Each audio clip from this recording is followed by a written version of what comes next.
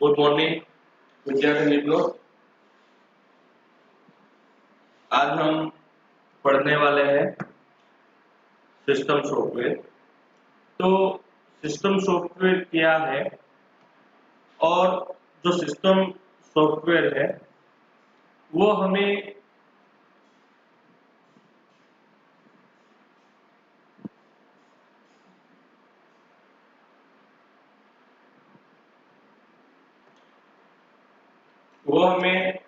किस प्रकार से रिक्वायरमेंट है वो देखेंगे।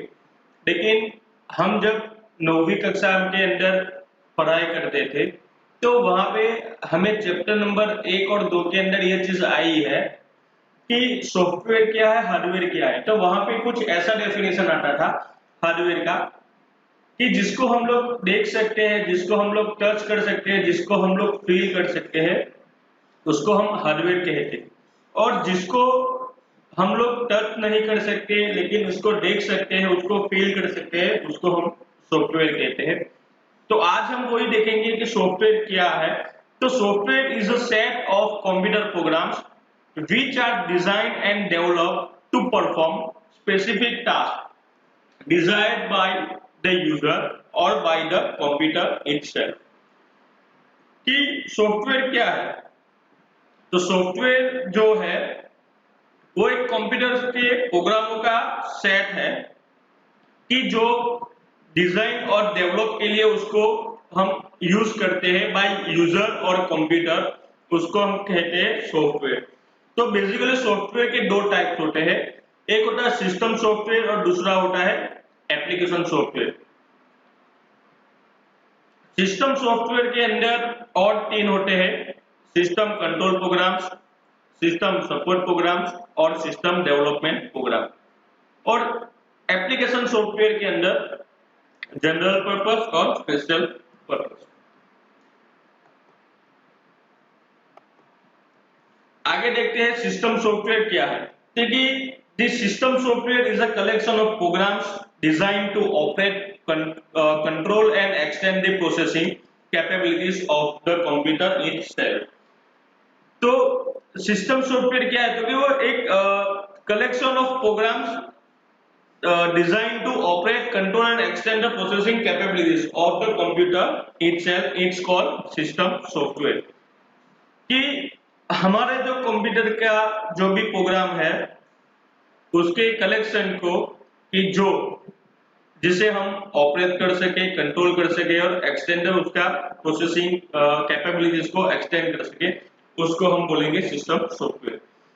These are generally prepared by computer manufacturers। ये हम सबको पता है कि जो सिस्टम सॉफ्टवेयर है वो हमें कंप्यूटर का जो मैन्युफैक्चरर है वो हमें ये चीज देता है। जैसे कि सिस्टम सॉफ्टवेयर की बात करें तो सीपीयू, जिसको हम बोलते हैं सेंट्रल प्रोसेसिंग यूनिट। तो ये जो सीपीयू है वो सीपीयू जो है वो हमारा है सिस्टम सॉफ्टवेयर, कि जिसके थ्रू हम कंप्यूटर को ऑपरेट कर सकते हैं, कंप्यूटर को प्रोग्राम को कंट्रोल कर सकते हैं और उसका जो मेमोरी है, उसका जो प्रोसेसिंग है, हम उसकी कैपेबिलिटीज को एक्सटेंड भी कर सकते हैं। तो सीपीयू को हम सिस्टम सॉफ्टवेयर कहते हैं। This software perform a variety of functions like file editing, storage management, resource accounting, input output management etcetera. तो कि तो हमारा जो सिस्टम सॉफ्टवेयर है वो बेसिकली कुछ ना कुछ फंक्शंस को वो परफॉर्म करता है। वो कौन से फंक्शंस है? जैसे कि फाइल एडिटिंग, फाइल बना भी सकते हैं, फाइल को एडिट भी कर सकते हैं। स्टोरेज मैनेजमेंट, हमारा जो डेटा कंप्यूटर के अंदर स्टोर होता है उसका भी वो मैनेजमेंट करता है। रिसोर्स अकाउंटिंग, मतलब कि हमारा जो भी रिसोर्स उसके साथ कनेक्टिंग है उसका। और इनपुट आउटपुट मैनेजमेंट, जैसे कि हमारे पास कोई इनपुट या आउटपुट का जो मैनेजमेंट सॉफ्टवेयर है उसको भी वो क्या करता है? मैनेज करता है। तो आगे देखते हैं कि अभी आगे और क्या है। तो आगे है रोल ऑफ सिस्टम सॉफ्टवेयर, की जो सिस्टम सॉफ्टवेयर होता है उसका रोल क्या है। तो कि एक यूजर होता है, वो सिस्टम सॉफ्टवेयर को कोई ना कोई इनपुट देता है और सिस्टम सॉफ्टवेयर वो इनपुट को हार्डवेयर के पास भेजता है। तो ये जो प्रोसेस है उसको हम कहते हैं सिस्टम सॉफ्टवेयर। तो जैसे कि आप जब भी कंप्यूटर को चालू करते हैं तो फर्स्ट ऑफ ऑल आप क्या करते हो, तो कि सीपीयू के अंदर जो पावर बटन है उसको हम ऑन करते हैं। जैसे ही उसको ऑन करते हैं तो हमारा कंप्यूटर के अंदर जो हमारा सीपीयू है वो उनके हार्डवेयर को हमारा जो हमने जो उसको इंस्ट्रक्शन दी है वो इंस्ट्रक्शन क्या करता है, उसके पास आउट करता है और थोड़ी देर के अंदर हमारा जो कंप्यूटर है वो क्या होता है, चालू हो जाता है। उसके बाद है टाइप्स ऑफ सिस्टम सॉफ्टवेयर, कि हमारा जो सिस्टम सॉफ्टवेयर है उसके टाइप्स कौन कौन से, तो है सिस्टम कंट्रोल्स।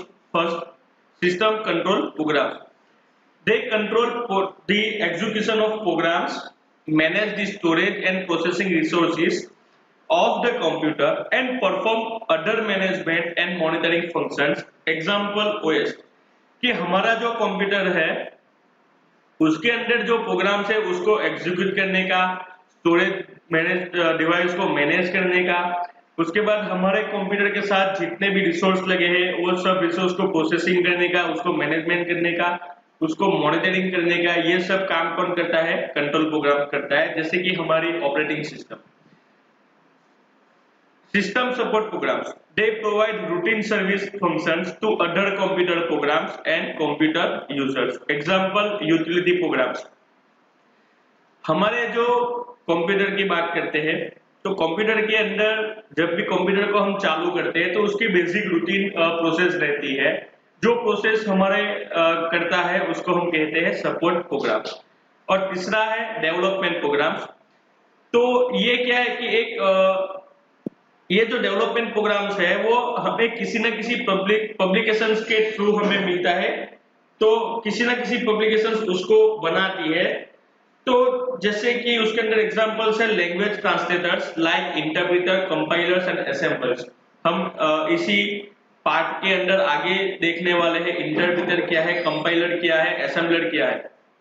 तो इंटरप्रेटर क्या है, तो जैसे ही हम जितना प्रोग्राम लिखते जाएंगे उसका वो ट्रांसलेट करता रहेगा, उसको कहते हैं इंटरप्रेटर। कंपाइलर क्या है, तो कंपाइलर जो है जो हमारा पूरा प्रोग्राम लिख देने के बाद जो कंपाइल करता है, जो पूरा प्रोग्राम लिख देने के बाद जो हमें आउटपुट मिलता है उसको हम कहेंगे कंपाइलर। और असेंबलर क्या है, तो कि जो हमारी जो असेंबली लैंग्वेज है वो असेंबली लैंग्वेज के अंदर से उसको मशीन लेवल लैंग्वेज के अंदर कन्वर्ट करके हमें जो आउटपुट देता है उसको हम कहते हैं असेंबलर। सिस्टम कंट्रोल प्रोग्राम्स, अभी हम सिस्टम कंट्रोल प्रोग्राम्स जो है उसको हम थोड़े विस्तृत से देखते हैं। क्योंकि an operating system is an integrated set of specialised programs that are used to manage overall resources of and operations of the computer।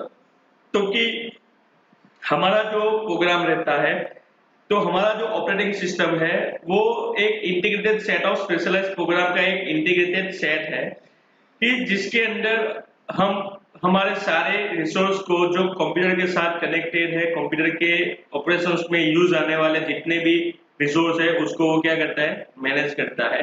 आपको एक चार्ट दिया गया है, तो चार्ट के अंदर आपको ऑपरेटिंग सिस्टम है, उसके अंदर उसके अलग पार्ट्स है, language services, memory managers, information managers, scheduler, utilities. तो उसके अंदर भी अलग अलग आपको दिए गए हैं। तो आगे देखते हैं ऑपरेटिंग सिस्टम्स। ऑपरेटिंग सिस्टम के मेन फंक्शंस भी, तो कौन कौन से मेन फंक्शंस है, जैसे memory management, processor management, device management, file management, security, control over system performance and job accounting. तो ये जो सारे वो मेन फंक्शंस है। मेमोरी मैनेजमेंट का जो काम है वो मेमोरी को मैनेजमेंट करना है। प्रोसेसर मैनेजमेंट का काम है जो भी हम काम करते हैं, जो भी हम प्रोसेस करते हैं वो प्रोसेस को मैनेज करना।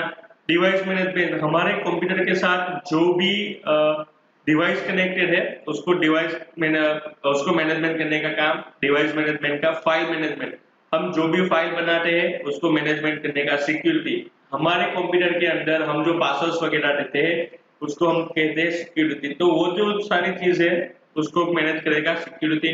कंट्रोल ओवर सिस्टम परफॉर्मेंस, कि हमारे जो सिस्टम का ओवरऑल परफॉर्मेंस है उसको कंट्रोल करने का काम किसका है? कंट्रोल ओवर सिस्टम परफॉर्मेंस का। और जॉब अकाउंटिंग कि आपको जो जॉब दिया गया है वो जॉब आपको किस टाइम पे करना है या किस लेवल से करना है, उसका जो भी इंस्ट्रक्शंस है वो जॉब अकाउंटिंग देता है। उसके बाद आगे है, तो ये जो सारी चीजें हुई वो हमारे ऑपरेटिंग सिस्टम्स की मेन फंक्शंस की बातें हो गई। लेकिन उसके बाद भी हमें पढ़ना है सिस्टम सपोर्ट प्रोग्राम्स, जैसे कि यूटिलिटी प्रोग्राम्स। जो हमारा यूटिलिटी प्रोग्राम्स है वो हमें पढ़ना है। तो हमारा जो यूटिलिटी प्रोग्राम्स है, तो यूटिलिटी प्रोग्राम्स और service programs are provided by the computer manufacturers to perform task that are common to all data processing installations. कि सिस्टम प्रोग्राम सपोर्ट प्रोग्राम्स क्या है, तो कि हमें जो कंप्यूटर मैन्युफैक्चर के द्वारा जो भी यूटिलिटी प्रोग्राम्स और सर्विस प्रोग्राम मिलते हैं, जो जिसका काम है हमारे कंप्यूटर के अंदर जितने भी प्रोसेसिंग डेटा प्रोसेसिंग के जो भी इंस्टॉलेशन है वो उसका एक कॉमन टास्क रहता है। तो वो पूरा जो टास्क करने का जो काम रहता है वो हमारे यूटिलिटी प्रोग्राम्स का रहता है। जैसे कि कंप्यूटर्स में से डेटा को सॉर्टिंग करना, हमें जो भी आउटपुट को हम जो भी एडिट करें उसका आउटपुट दिखाना, हमारे डिस्क के अंदर या हमारे हार्ड ड्राइव के अंदर जो भी डंपिंग डेटा है उसको मैनेज करना। उसके बाद जो हमारा हम जो ऑपरेशन करते हैं जो प्रोग्राम पे उसको ट्रैक करना, ये सारा जो काम रहता है वो सिस्टम सपोर्ट प्रोग्राम्स का रहता है। उसके बाद होता है सिस्टम डेवलपमेंट प्रोग्राम्स, और हम जिसको बोलते हैं लैंग्वेज ट्रांसलेटर। तो जो लैंग्वेज ट्रांसलेटर है उसको हम लोग लैंग्वेज प्रोसेसर भी कहते हैं। Main functions are translate high level language to low level language. मतलब कि जो हाई लेवल लैंग्वेज है उसके अंदर से लो लेवल लैंग्वेज के अंदर ट्रांसलेट करने का काम ये डेवलपमेंट प्रोग्राम का यानी कि लैंग्वेज ट्रांसलेटर का है। मेनली 3 ट्रांसलेटर्स प्रोग्राम्स है, असेंबलर, इंटरप्रेटर और कंपाइलर।